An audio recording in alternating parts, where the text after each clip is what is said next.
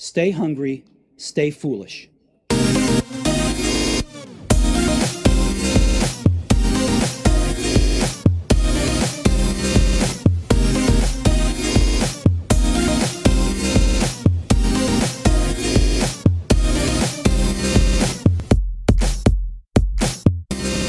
So now on the Innovation Show, it's a great honor to welcome David Kahn, PhD, author of Cape, Spandex, Briefcase, Leadership Lessons from Superheroes, and editor of Leadersayswhat blog. Welcome to the show, David.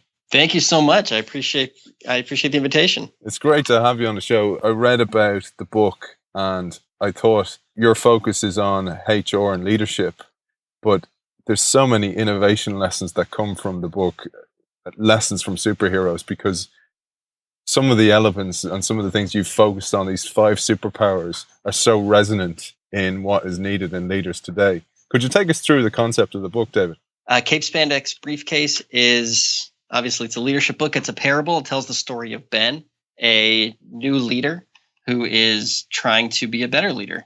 And he does that by going to a leadership guru who happens to run a comic book store. The 5 superpowers that Ben learns through the story that are applicable for any leader and really any innovator are the power of accountability, which means that your success is rooted in how committed you are to being accountable for the outcome, which really comes down to owning it. That's where a lot of people lose it from the very beginning because they don't own the responsibility that they're trying to take. They don't hold themselves accountable for what they're trying to do. And is that just with themselves or they're also their teams, David? Is that the context you talk about it in? I think it's it's personal, but I think it's also holding that team accountable. Even holding a team accountable, the individual members of that team still have to own some of that accountability. You can't make someone, you can teach people a lot of things. You can not teach someone to be driven or motivated. So the next one is the power of conviction. And that is your value is determined by the goals you strive for and the manner in which you achieve them. So that's knowing where you're going. It's knowing that direction, knowing your vision, mission, values. And that values is the big one because it's not just what you're trying to achieve. It's how you choose to achieve it. Are you cutting corners? It speaks to your ethics. It speaks to how you work with other people and really setting that precedent, especially as the leader or if you're trying to innovate. How do you go about doing that? So you have to know where you're going and how you are going to get there.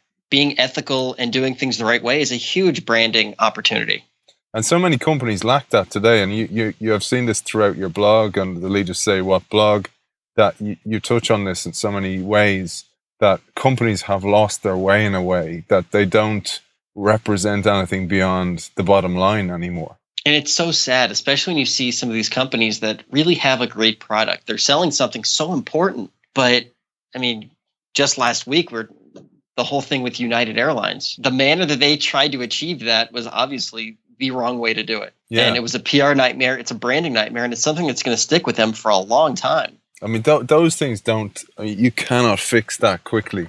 That is like millions and millions of dollars. And I know their stock took a massive hit as a result of it all, but it's trying to get back to zero again is such a long way for them. It's so hard to build that brand and build that reputation for being ethical, and it can go away so quickly. And it just takes one bad decision. That goes beyond an incident, doesn't it? I mean, that is something that was within the company. It's like a cultural problem. And, you know, you talk about the values of the superheroes or the powers of the superhero. What was missing there from a leadership perspective, in your view? You know, I think one of their biggest issues was they were so focused on the end goal of getting flights out on time and being properly staffed that they lost the insight of how to get to that point. They needed to get these 4 employees onto that plane so that they could get to another airport and fly. That's not such a bad thing. The way they chose to do that is where they really had the biggest issue. Yeah, so it became a task that they needed to achieve rather than if they had, you mentioned the ethical values even, or the North Star of the company to go, yeah, but client service or customer service is our overarching goal. This totally clashes with that. So therefore, this is not the right result. But instead, it became task orientated and just got the job done at a huge detriment to the company. They were thinking customer service, but they weren't thinking about the customers on that plane. They were thinking about the customers on the next plane. They were thinking about the customers that those 4 employees were going to service, and not the people who were right in front of them at that moment in time. Yeah, and you see it so much, don't you, David, where you see companies who close a sale and then all they're thinking about is the next sale, and then they forget about the farming of that client or the over delighting of that client that they already have. It takes so much extra effort to get a new client than it does to delight your current client base. It's so ingrained in us to be strategic and to have this long-term vision that sometimes we lose sight of how important that short-term vision really is, and that we can't ignore what's happening right now in front of us with the things that we want to happen in 3 to 5 years. So many leaders appear to be just gatekeepers of a role, of a seat at the board, at the CEO level, instead of, guardians of the future of a company. And this is something that you see time and time again, where so many companies are failing because they don't have that long-term vision, because they're so driven or governed by quarter-to-quarter goals or bottom line goals, and the board and shareholders demanding those, that they forget, well, we need to think long with this company. And it's only privately owned companies who have the luxury of that. What's your view on that, David?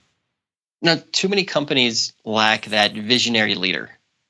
They, if anything, what they're calling a leader is really a manager.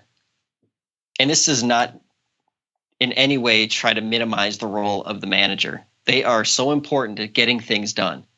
But you still need that person at the helm. You need multiple people at the helm who have that long-term vision, who are really trying to create something new and different, and are pushing the company and pushing the people to expand and try and do new things. But unfortunately, a lot of leaders aren't actually leaders. They just happen to be the boss. Being the boss and being a leader are not the same thing. Yeah, and they rule with the stick and not the carrot. That's the difference. But what's your view on the mix of that? Because there's different schools of thought where you need both. You need a mentorship kind of CEO leader, but also you need then the COO who might be the stick man or the stick woman, and they rule with the stick. But because you need a mix, don't you? Need a balance of both those skills. You do need a mix. It's rare to find one person who's doing both. Very often you need that visionary leader who can then pass it off to someone who will actually create the processes and the systems to get it done. And if they can do that in a respectful, kind way, then all the better. Because being a visionary or being this head leader doesn't mean you have to do these things with a stick. You can use motivation to get these things done. And long term, that's going to be more effective. You talk about these exemplars with superhero examples. And I love what you've done, because let's bear in mind, you are a PhD, you have a doctorate in this field, and you put it into very understandable language that people can relate to. And I think that's one of the geniuses of the book. Back to the superhero powers that you mentioned. So we've talked about authenticity and ethics, for example. But what else have we got? Then you've got the power of persuasion. And this is your effectiveness is based on your ability to influence others. As a leader, as anyone trying to create anything, if you can't convince people to follow you, if you can't persuade them and influence them, then you're really not leading. And you're not going to innovate something that has any staying power. So how do you draw that out of people? Because I mentioned before about leading by example, for example. What other ways do you talk about the superheroes doing this? A lot of it is understanding who you're talking to. It's knowing your audience, being able to tailor what you're saying to your audience. So you're convincing them and you're not forcing them. So they're coming along because they want to. And in the book, I talk a little bit about the difference between your supervillain versus your superhero. The supervillains all have lackeys who do exactly what they're told to do. And the minute they make a mistake, the minute they try to grow beyond their position, they are batted down by that supervillain. Versus your superheroes who they're building alliances. They have sidekicks, and those sidekicks grow up to be superheroes. They're trying to bring people along with them and not just have someone doing the dirty work for them. I love that, man, because when you think about that as well, you think about any comic or any movie, Batman, for example, and the Joker, for example, use all his lackeys or all his henchmen are purely doing it for the money, while anybody on the superhero side are doing it for the mission or the goal or the end goal. And that's a very, very relevant difference between a leader and a manager even. No, you're right. There's not going to be a successor to Joker. He doesn't want there to be a successor. He has people who want to probably take him out and be in charge, but none of them are going to take over the helm. Versus a Batman, Robin becomes Nightwing, and eventually in some of the comic books he becomes Batman when Batman retires or disappears or whatever the story may be. Brilliant. And that's what Batman wants. I have this vision in my head of leaders lifting other people up the mountain with them, rather than wanting to be the leader at the top of them. And do you think that's a shift in companies of today, or do you think that's just something that was lacking for so long? Because we had this vision of these hero leaders for such a long time, as that's what a corporation was, a hierarchical structure. But now that it's very, very flat, and those kind of companies are succeeding more and more. I think they're ebbs and flows. I think right now we're in a time when we are in a flattening stage. And I think at some point it's going to become more of a hierarchy again, and then it'll go flat again. And we're always trying to find that balance between the two. One of the blogs I read was this concept of gaslighting. It was a brilliant piece you wrote on some of the tactics that a more managerial style or more dictator style of leadership will do.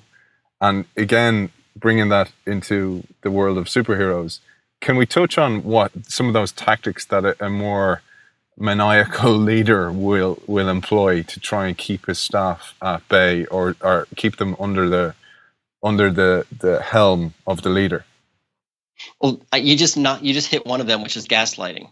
Which gaslighting is a way that you can manipulate somebody else. It's how you change their perception of reality. And you convince them that whatever they think is wrong. And for those who are skilled gaslighters, they can make that person reliant on them. So I'm going to convince you that whatever you're seeing is incorrect. But for you to really understand, you've got to follow me, because I'm the only one who really sees it the way it is. It sounds simple, and it sounds like it's like none of us would fall for it, but the research shows how surprising it is that we all fall for it from time to time. It's just not done in such a maniacal way as we're seeing now in politics and with some of the supervillains. Can we expand on that? Because I think it was something I had only learned of from your blog. You see it in marriages and relationships as well, where people are felt that they're lesser without this kind of leader or manager to show people the light. Not all gaslighting is on purpose. Sometimes I'm trying to convince you that I'm right. And in doing that, I'm going to convince you that you're wrong. That's common debate. It's when it has sort of a negative connotation to it. It's when it becomes a little more sinister. When I'm just I need you to be completely reliant on everything I'm saying and doing. It's very popular technique when you look at emotional abuse in relationships. Gaslighting is very popular in abusive relationships.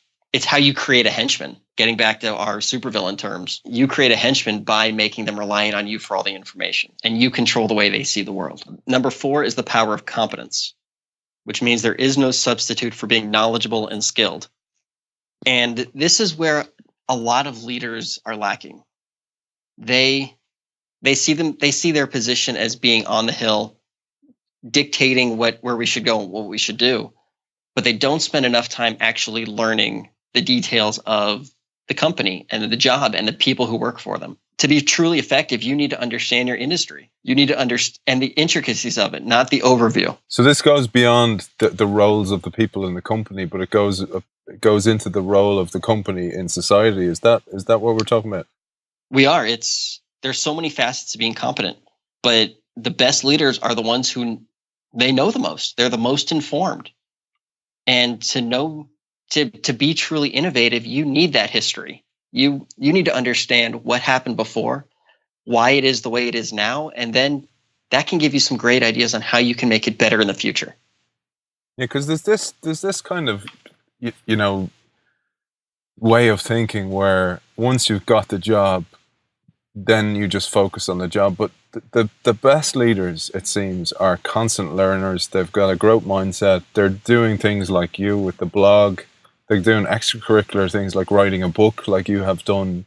And it's something that a lot of old school leadership doesn't understand. It's going to go, well, why would you do that? Why would you go at your own personal expense of your time and create something that, in their view, has very little value, but to the person who's doing it, the leader who's doing it, they're going, well, I'm doing it because I'm learning a hell of a lot. And when I blog, I have to understand more and more about whatever I'm talking about, and therefore I learn it more.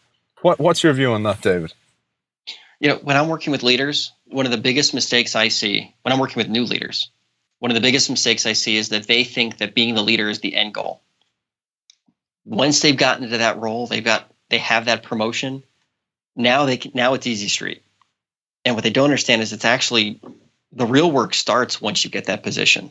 That's when it's harder, because you do need to know so much more. And you realize how much more there is to learn once you're in that position, if you're doing it the right way. Yeah. And so what kind of tips do you have for new leaders then? Oh, it's read as much as you can from as many different sources. Talk to as many people. Networking is so important. That's a great way to learn things happening in your industry. Everyone talks about having this open door policy, but you need to actually walk out of your office and walk around and talk to people. And that's how you learn. That's how you absorb information. And it doesn't stop. There's not going to be an endpoint where you now know it all. And isn't what happens at a lot of leaders, it's the Peter principle, where they get the job because they've excelled at their previous role, and then there's no training for them. I mean, this is what you see in so many companies, and then they complain and go, so-and-so failed at that role. But you're kind of going, but did the company fail them because they didn't give them either the bandwidth to go and to do management by walking around, or give them that 20% time to actually go and meet people and talk to people and learn and continue to grow. Instead, they're putting out fires the whole time, and their world is thrown into turmoil. It's very true. And just because you're a great nurse doesn't mean you're going to be great at leading nurses. It's being the doer and being the leader are a very different skill set. Now, if you get that promotion, then you hopefully have mastered the power of competence. But that doesn't mean you've mastered the power of accountability, conviction, or persuasion at that point.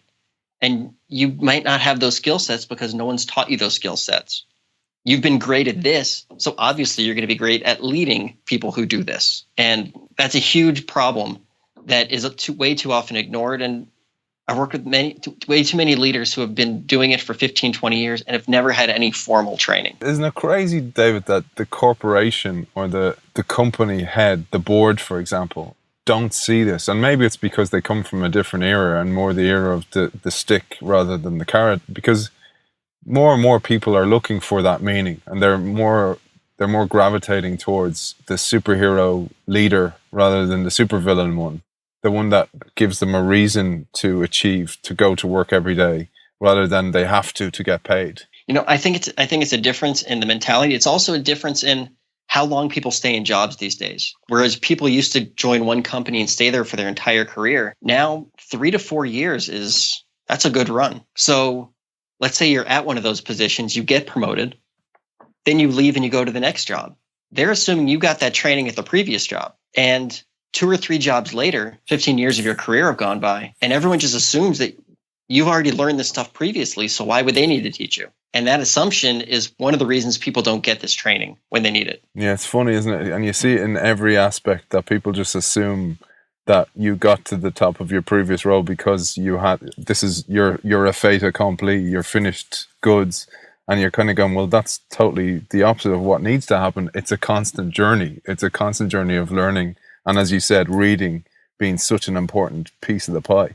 Self-education, you can't underestimate how important that is. And reading as many different sources and as many different things as you possibly can. And some of it's going to be worthwhile and necessary. Some of it, you just got to get through so you can get to the next thing. Yeah. Because you often go on these tangents where you find it, and your blog's one of those where it will put you down a different alleyway. Like I read that blog on gaslighting, and then I found the book on gaslighting, and then I went down that alleyway, and all of a sudden I have a hell of a lot more books on the way via Amazon. And, that's what happens. But when you are of that mindset, that's a joy. I mean, it's a joy having all these books to get through. Not I have to get through those books, because nobody's making you do it. And that's what I love about meeting people like you and finding your blog, etc. Well, writing this blog, I thought it was going to be just me talking about the things I've learned. It turns out that it has quadrupled my reading list. With every idea, I find a new book and a new article and a new thing I want to learn more about. Likewise, man. And this is the same for me with this show, that I find great people like yourself, and all of a sudden now I have to take on more and have to read more. And one book leads to another 3. It's like they multiply. It's like they're like gremlins after midnight with water on them. So man, we'll come back to the superpowers, because I keep doing this. It's good. You're like, I could have told you this in 3 minutes, man. Okay, sorry, I'll come back to it. So the last superpower is the power of elaboration. And that's the key to achieving a goal, is to involve others. So this involves brainstorming and team-based leadership, and really gets back to what you were talking about with top-down leadership. And you've got to convince people to come along with you. It's not like it used to be where you could just dictate orders and people followed you. You need to involve and get buy-in and grow your base. It's funny, that one, because don't you find, like, if you come from a position where you've grown up through the company and you've all of a sudden become the leader, that you probably got to where you were from getting stuff done. So you got things done ahead of time, maybe ahead of budget, on time and efficiently.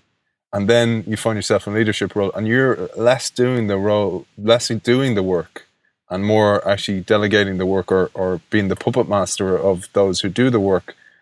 And therefore you get into this uncomfortable zone where you're like, well, I should be just quicker doing it myself. And that seems to be some place a lot of people fall down in leadership roles. Oh, it's a huge mistake that leaders make. It's when they stop delegating because they have that mentality that they can do it themselves. And then they get resentful that no one else is doing anything. And if they were truly introspective, they'd realize that they cut everyone else out. So people aren't doing it because they've told them not to do it over a certain period of time. You're not going to make it, and you're not going to be able to handle more responsibility, and you're not going to get promoted to the next leadership position. Because I know for me, when I'm trying to promote leaders, I'm looking for someone who can delegate, because I can't dump more responsibility on you and expect you to do it by yourself. That's not leadership. And this is where people go, you need to use more your brain and less your brawn. You can only get so much done with your physical body. You need to use your top 6 inches to actually get a hell of a lot done. Absolutely right. Can we do a rundown? Because I totally interrupted the flow of the 5 superpowers. People are going on, what were those 5 superpowers again? Sure. They are the power of accountability, the power of conviction, the power of persuasion, the power of competence, and the power of collaboration. So David, from an innovation perspective, we've talked about the superhero powers, the superpowers, and from a leadership perspective, but very much leadership is innovation and innovation is leadership. They're the same thing. The same powers are needed for both. What's your view on innovation in the world today? Listen, I'm a leadership expert. That's what I study. And the best leaders are innovators. They're innovators in their field. They're innovators in their companies, both internally and externally. They are creating new things, and they're getting buy-in to do that. And part of that is building that strategy. So even if they're not an expert on making the widget that their company creates, they're an expert on something that makes them useful in that position. So maybe they are innovative marketers, or maybe they're innovative finance people. Maybe they're just innovative culture builders, so they can get the people to do what they need to do in the most productive and positive way. And I read a study in that when we're talking about strategic planning, only about 19% of the senior executives use innovation in their strategic planning, and which is surprising. You would think more strategic planning would involve innovation. They're focused more on the budgeting and the forecasting. While 19% of the senior executives feel this way, feel that budgeting and forecasting is used more, almost 70% felt that it should be flipped and more time should be spent thinking of it in a more innovative way. It's so true, David. I mean, I work with Cataway, and we see this time and time again, and companies are so driven by the quarterly targets or budgets. You mentioned as one of the top superpowers, courage. And it's having a leader who has the courage to go, you know what, this isn't working because the ship is going to hit an iceberg. And I want to be, going back to a superhero analogy, I want to be the superhero who prevents crime happening at all, not let it happen and be the one who fixes it, because that's a real, true leader. It's funny you mention courage. Sometimes that courage is the courage to change course. And that can be very difficult. If you've put your entire reputation into doing this one thing and doing it a certain way, it's very hard to say, you know what, I was wrong.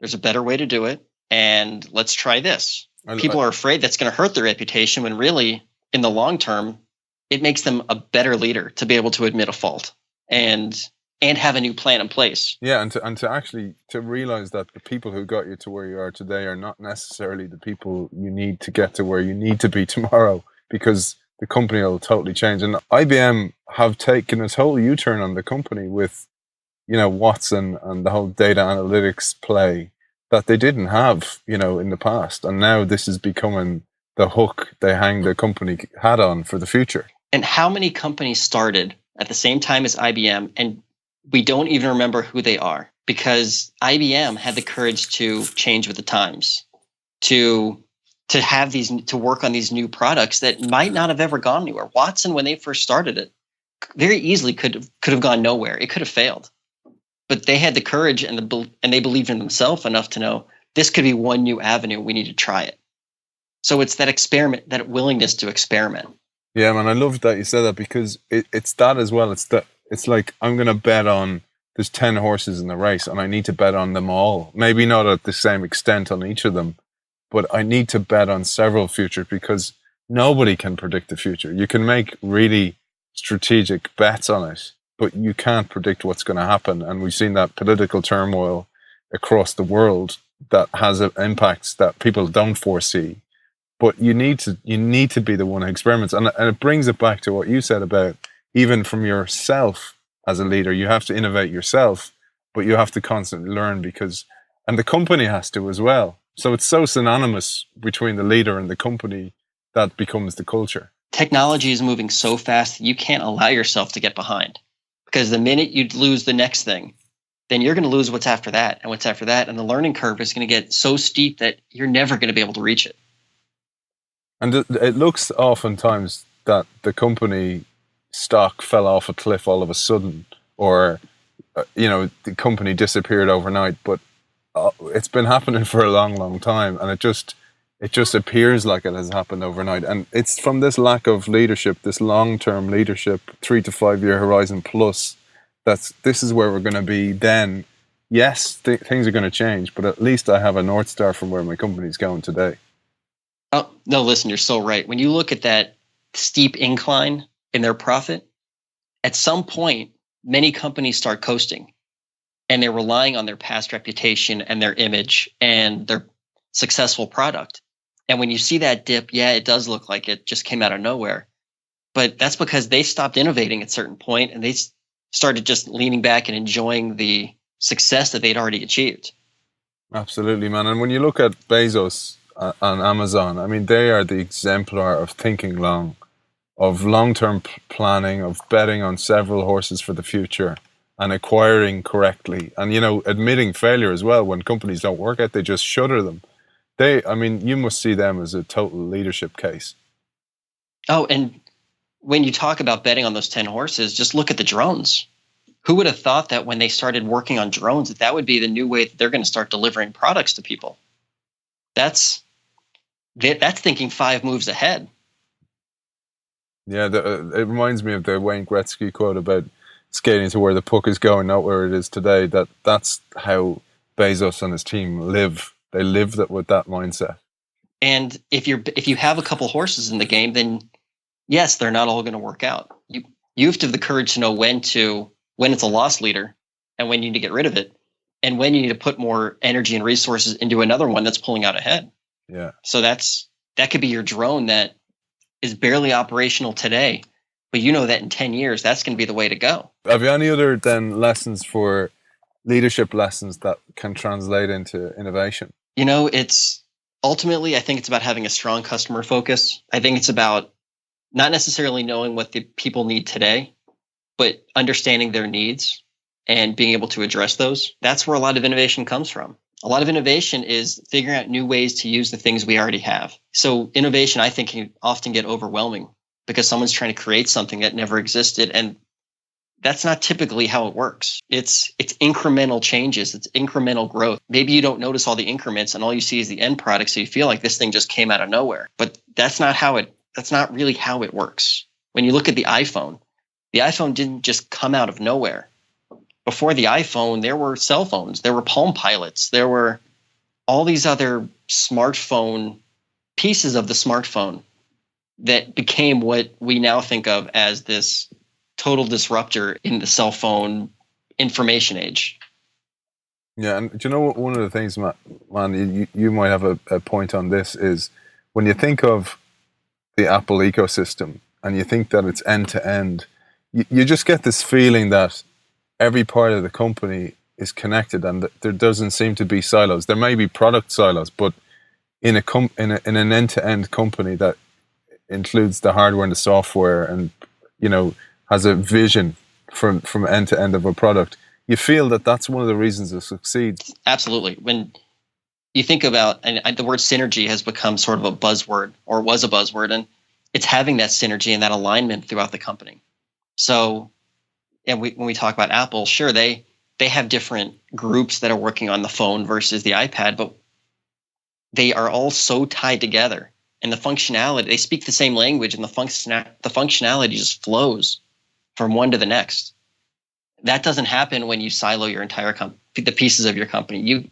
You have to have a way to break down the silos. You need a free flow of information. And from a leader's perspective, I mean, so many leaders will inherit cultures like that. Have you any advice for those kind of guys, David? The advice is, it sounds simple, but it's not. You've got to break the silos. You have to create opportunities for people to learn from one another who don't necessarily work together on a day-to-day basis. You can't just work on the culture of a team. You've got to work on the culture of all the teams and how those teams integrate and communicate and trust one another. And that trust is a big piece of it. If they don't trust one another, they're not going to share information. So you have to allow for risk taking. You have to allow people to make mistakes. You have to create some informal social settings so that people see each other as people and not just the barrier to get their thing done. Getting away from these sheep dip innovation weekends away and, noteboarding sessions for the sake of them, but actually make real impactful changes. Like one of the things I read in Pixar they did was that they had the tech team and the creative team at separate parts of the company, and they put the canteen right in the middle, so they had to mix, and they brought everybody together. It's these kind of bigger thinking initiatives that make the big difference. Those things sound so simple, but they can have such a big impact. I worked with one company where every quarter, everyone moves to a different workspace. So, and they have people who decide where everyone's going to move. And the idea is complete integration. So you get to know, after 3 or 4 quarters, you know half the company at this point. And you know them well because you've been sitting next to them for the last 3 months. Yeah, and it sounds like a simple thing, and people kind of go, "Oh yeah, sure, that wasn't a big deal." But to actually do it, is a huge deal. It's a huge deal. Yeah. I mean, besides being a logistical nightmare, it makes a big impact, a positive impact into the culture, especially when the CEO is one of the people making the move. Brilliant. And so the CEO actually went and made these moves as well. Oh yes, she did it with everybody else. Brilliant, man. Well, it's been a fascinating chat, and I really highly recommend people check out your blog, Leadersayswhat. It's been a pleasure talking to you, author of Cape, Spandex, Briefcase, Leadership Lessons from Superheroes, PhD, David Kahn. But thank you for joining us. Thank you. It's been great.